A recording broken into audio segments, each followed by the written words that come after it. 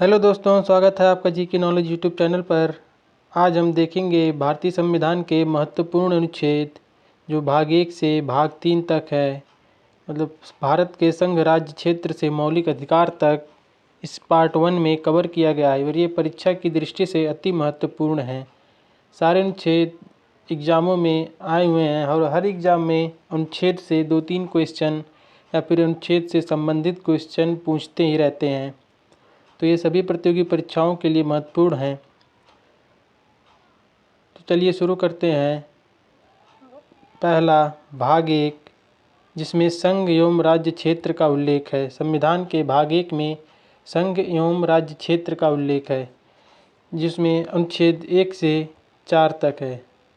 संविधान के भाग 1 में अनुच्छेद से 4 तक है, जिसमें अनुच्छेद 1, इसमें तो एक तरफ लिखा हुआ है संघ राज्य क्षेत्र। अनुच्छेद 1 में लिखा हुआ है संघ राज्य क्षेत्र। उसके नीचे लिखा हुआ है इंडिया, जो कि भारत है, राज्यों का संघ होगा। India that is Bharat shall be A union of state, राज्यों का संघ होगा। अनुच्छेद 1 बहुत इम्पॉर्टेंट है और ये एग्ज़ाम में पूछ भी लेगा, क्योंकि इंडिया और भारत में डिबेट चल रहा है इस समय, जो राजनीतिक मुद्दा बन गया है। तो संविधान में हमारे देश का 2 नाम है, इंडिया और भारत, और जो ये हिंदुस्तान, आर्यावर्त, ये सब नाम संविधान में कहीं उल्लेख नहीं है। तो संविधान में सिर्फ 2 ही नाम है, इंडिया और भारत। इसमें साफ साफ लिखा हुआ है India that is Bharat shall be A union of state. India जो कि भारत है, राज्यों का संघ होगा। तो ये अनुच्छेद नंबर 1। और इस भाग 1 का अनुच्छेद नंबर 2 है नए राज्यों का प्रवेश। मान लीजिए भारत है, भारत में इस समय 28 राज्य और 8 यूटी हैं, तो कोई 29वां राज्य बाहर का राज्य जैसे बांग्लादेश का राज्य अगर इसमें शामिल होना चाहता है तो वो अनुच्छेद 2 के तहत शामिल होगा। जैसे एग्जाम्पल में सिक्किम 1975 में शामिल हुआ था। सिक्किम पहले हमारे देश का हिस्सा नहीं था, ये अलग ही देश था, या इस पर राजवंश चल रहा था। तो सिक्किम को 1975 में 36वें संविधान संशोधन के द्वारा इसमें शामिल किया गया था। तो ये अनुच्छेद 2 के तहत शामिल किया गया था। अब सिक्किम भारत का अभिन्न अंग बन गया है। तो ये अनुच्छेद 2 में नए राज्यों का प्रवेश, मतलब बाहर के राज्य भारत में प्रवेश कर सकते हैं। और अनुच्छेद 3 नए राज्य का गठन, मतलब भारत राज्य क्षेत्र के अंदर ही नए राज्य का गठन। उदाहरण में तेलंगाना, जो अभी नवीनतम राज्य है भारत का, तेलंगाना 2 जून 2014 को ये आंध्र प्रदेश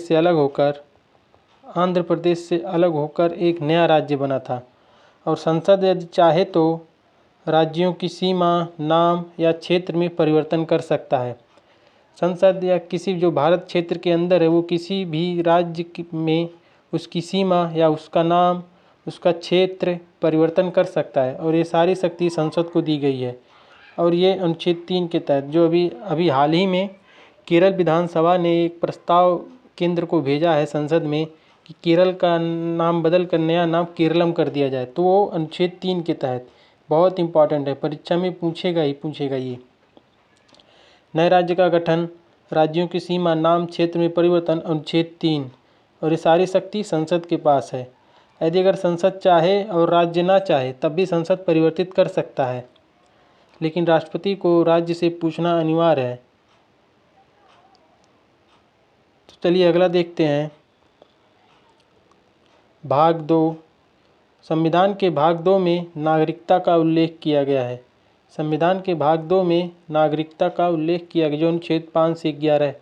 भारत में नागरिकता एकल नागरिकता, भारत में एकल नागरिकता। और ये नागरिकता, एकल नागरिकता हमने कहाँ से लिया है? ब्रिटेन के संविधान से हमने लिया है एकल नागरिकता।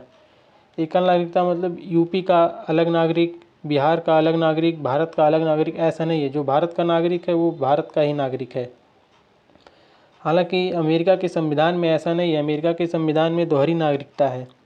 वहाँ का कोई स्टेट है तो वहाँ का अलग नागरिक रहेगा और अमेरिका का अलग नागरिक रहेगा, लेकिन भारत में ऐसा नहीं है। भारत में एकल नागरिकता है, जो ब्रिटेन के संविधान से लिया गया है।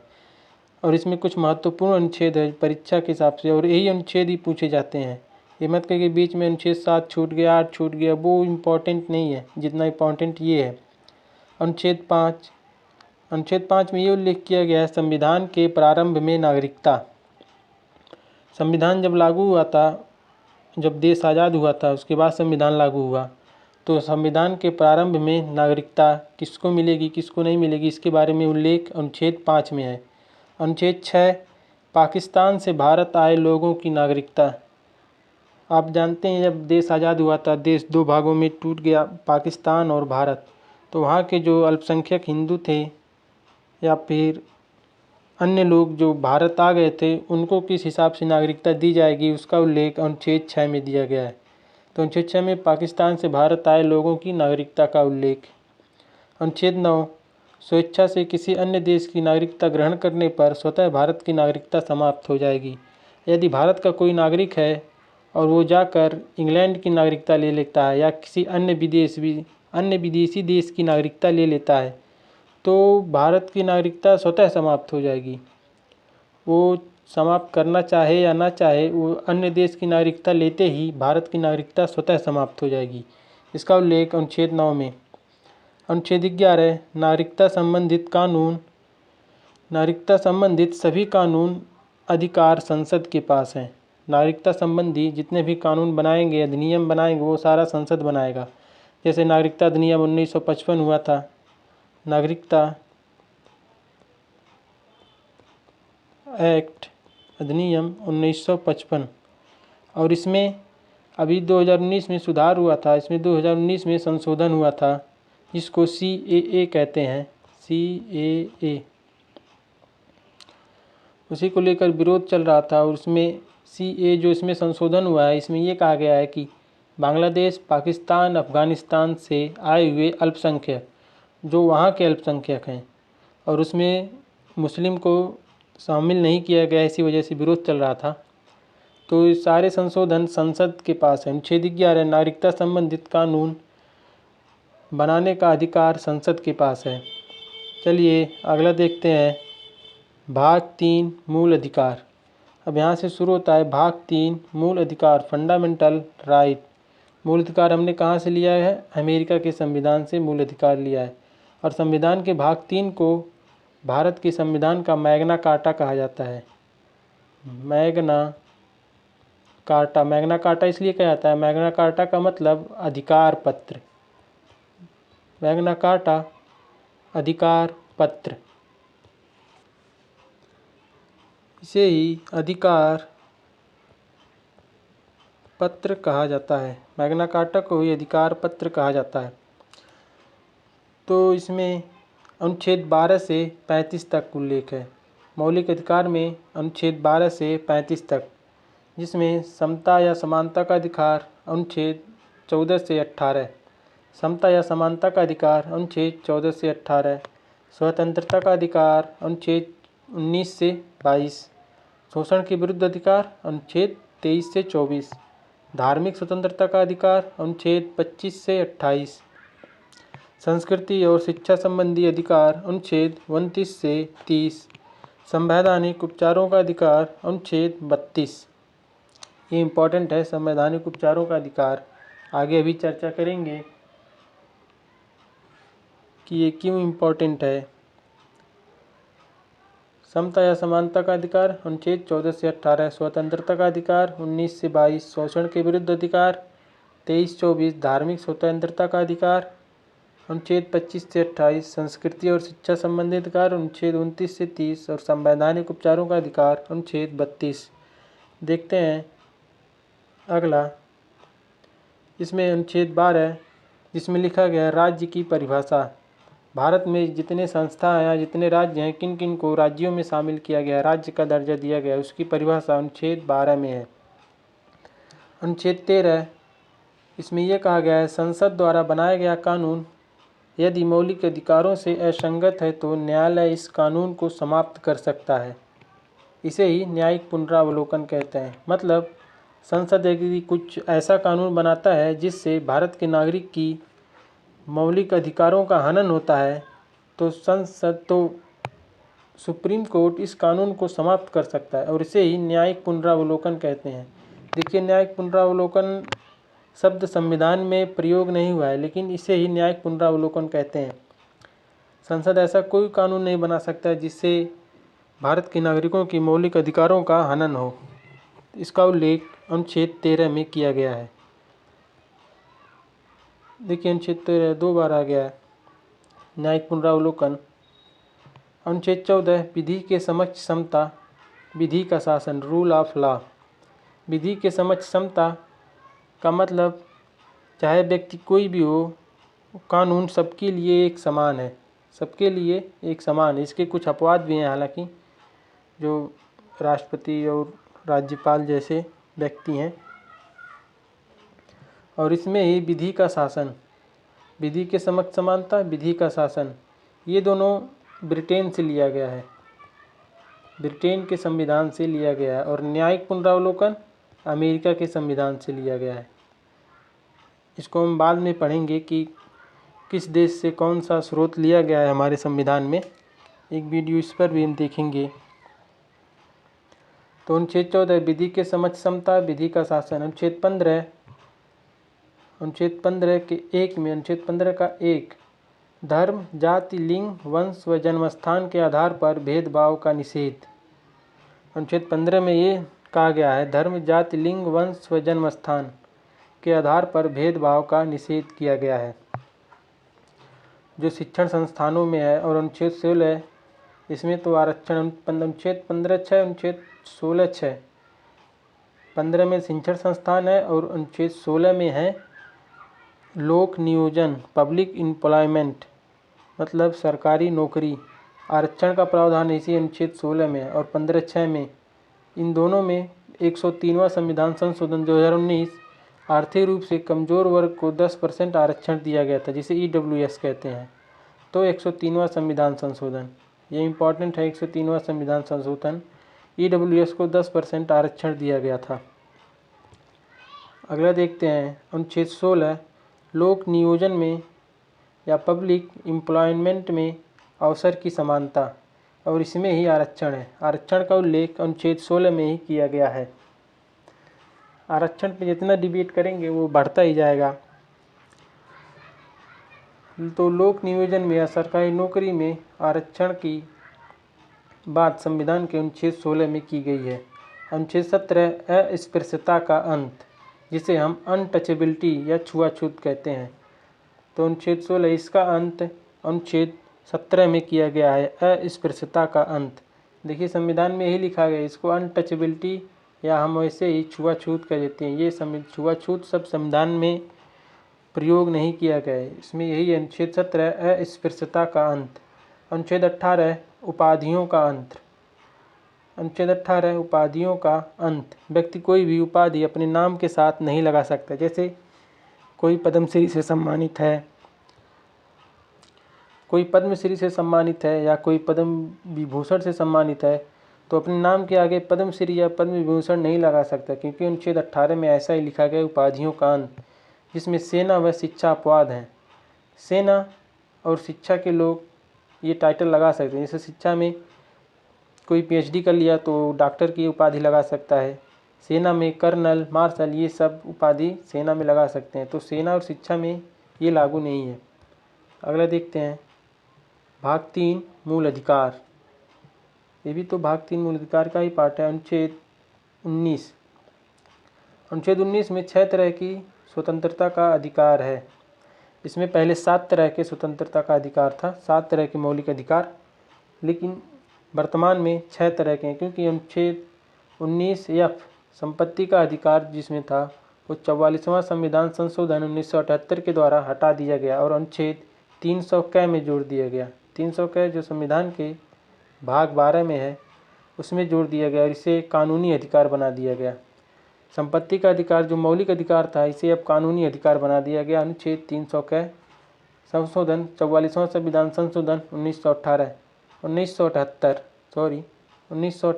ये बहुत बार पूछा गया है क्वेश्चन कि 44वां संविधान संशोधन 1978 किससे संबंधित है। तो संपत्ति के अधिकार को कानूनी अधिकार बना दिया गया और अनुच्छेद 300 क में जोड़ दिया गया। अब देखिए अनुच्छेद 1A विचार व अभिव्यक्ति की स्वतंत्रता। विचार व अभिव्यक्ति की स्वतंत्रता।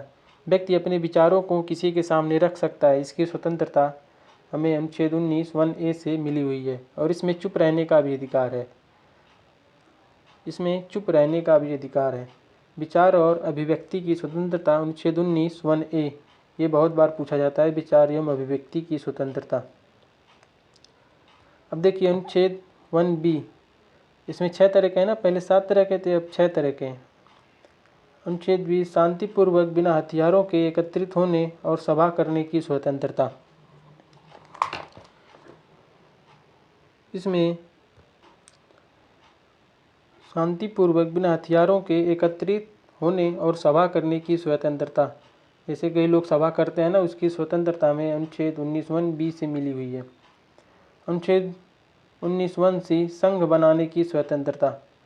इसमें संघ बनाने की स्वतंत्रता है, आप कोई भी संघ बना सकते हैं, ये आपका मौलिक अधिकार है। अनुच्छेद 1d, देश के किसी भी क्षेत्र में आवागमन की स्वतंत्रता।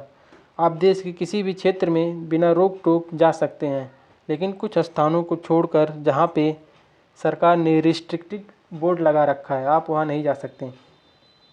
तो जितने भी मौलिक अधिकार हैं कहीं ना कहीं तक सीमित होते हैं। तो अनुच्छेद 1d, देश के किसी भी क्षेत्र में आवागमन की स्वतंत्रता। अनुच्छेद 1e, देश के किसी भी क्षेत्र में निवास करने और बसने की स्वतंत्रता। अनुच्छेद 1e में देश के किसी भी क्षेत्र में आप निवास कर सकते हैं, वहाँ पे ज़मीन लेकर घर बनाकर वहाँ पे बस भी सकते हैं।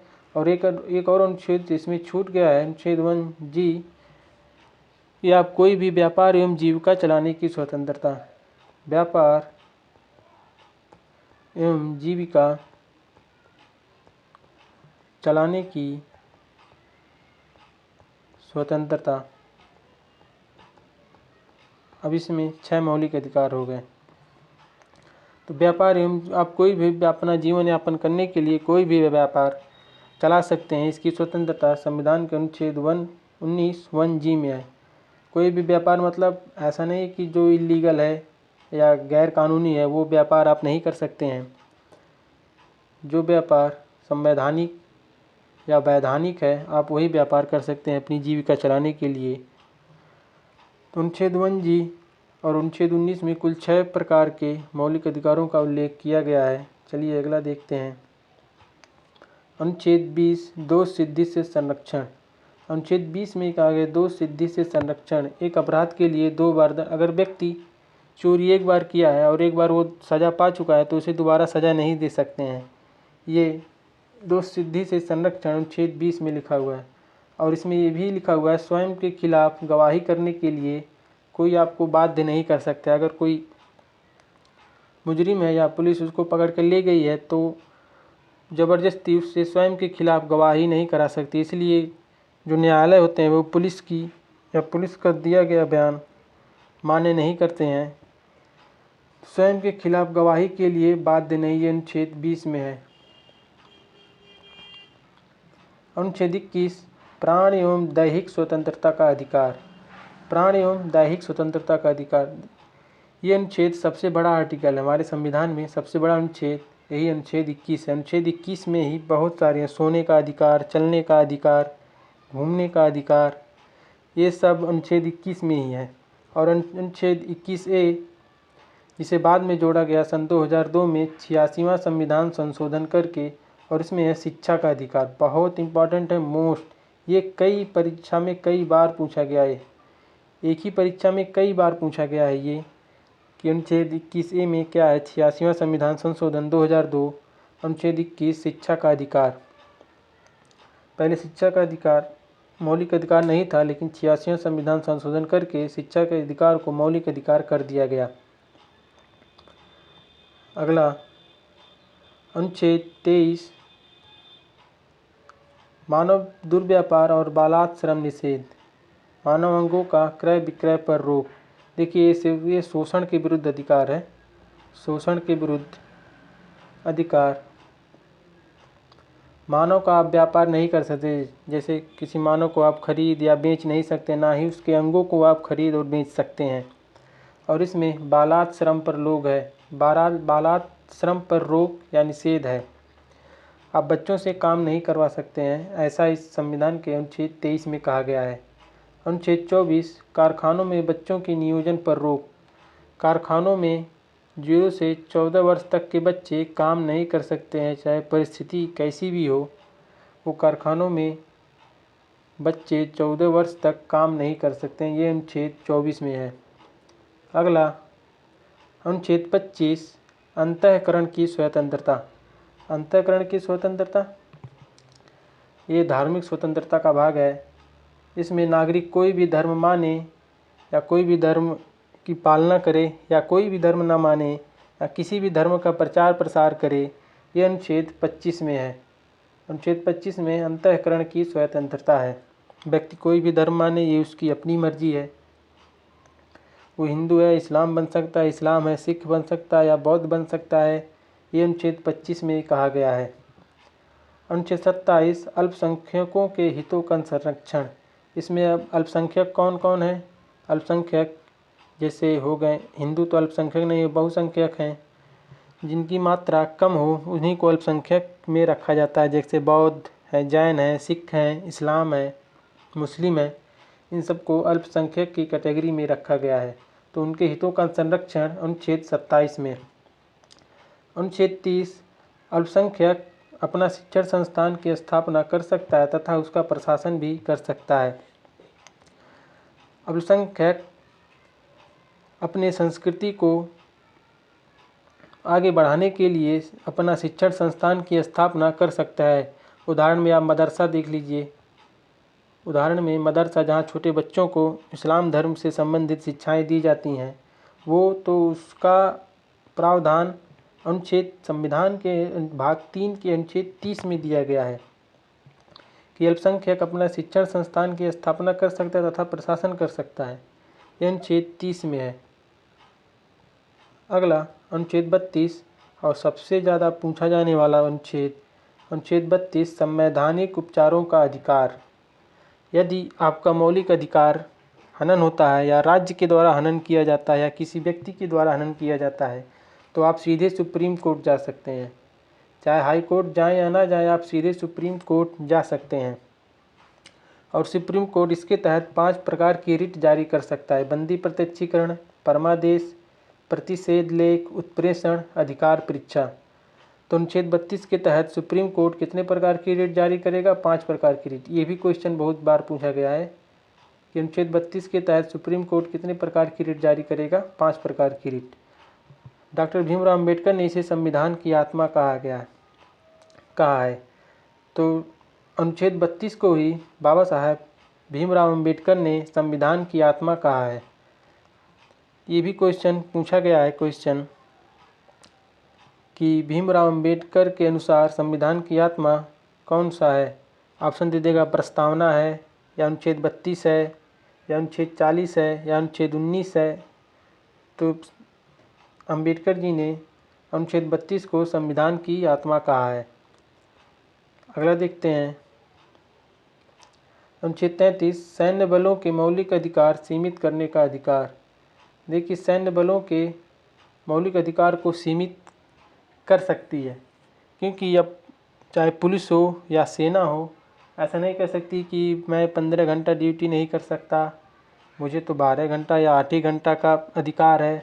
तो ऐसा नहीं, उनके मौलिक अधिकारों को सीमित कर सकती है, उनको 24 घंटे भी ड्यूटी पे लगा सकती है। तो इसी से संबंधित है इसमें कि सैन्य बलों के मौलिक अधिकार को सीमित करने का अधिकार अनुच्छेद 33 में है।